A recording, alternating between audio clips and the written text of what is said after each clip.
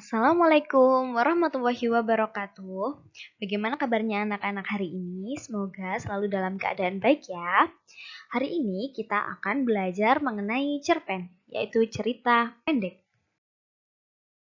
Mari belajar materi cerpen bersama Bu Fida. Salam kenal ya anak-anak kelas 6. Apa itu cerpen?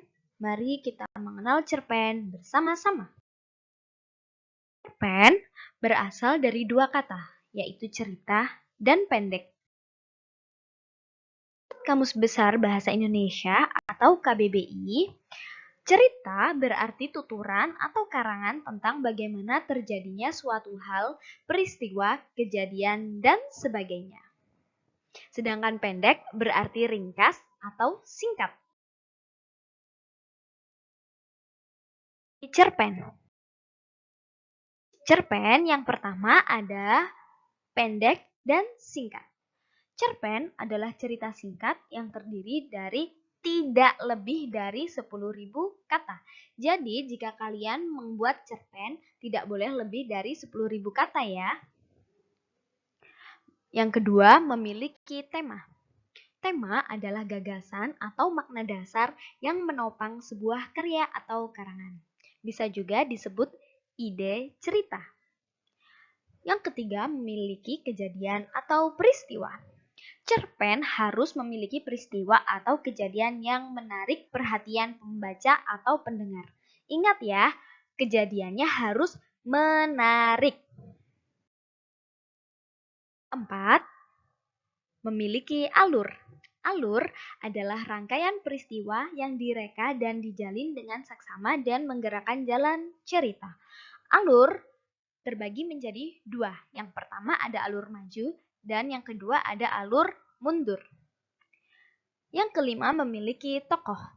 Tokoh adalah pelaku yang mengemban peristiwa dalam cerita fiksi sehingga peristiwa itu mampu menjalin suatu cerita. Yang keenam terdapat amanat. Amanat adalah pesan yang ingin disampaikan pengarang kepada pembaca atau pendengar. Lalu cerpen juga memiliki latar. Latar pada cerpen terbagi menjadi 3. Yang pertama, latar tempat. Latar tempat adalah keterangan tempat terjadinya peristiwa pada suatu cerita. Yang kedua, latar waktu, yaitu keterangan waktu terjadinya peristiwa pada suatu cerita. Dan yang ketiga ada latar suasana, yaitu keterangan suasana atau keadaan atau situasi pada saat peristiwa tersebut terjadi. Nah, bagaimana? Apakah kalian sudah paham tentang cerpen? Sekarang, kalian harus mengerjakan tugas sebagai berikut.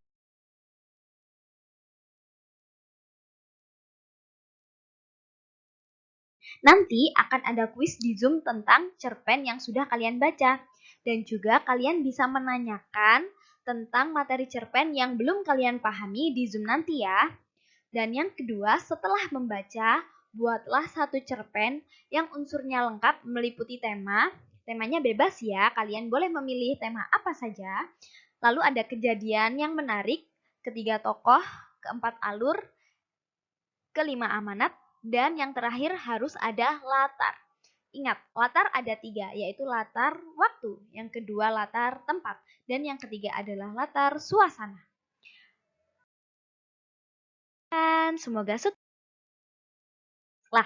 Karena dengan menulis, suaramu takkan padam ditelan angin, akan abadi sampai jauh, jauh di kemudian hari. Pramudia Anantatur. Sampai jumpa lagi di materi selanjutnya.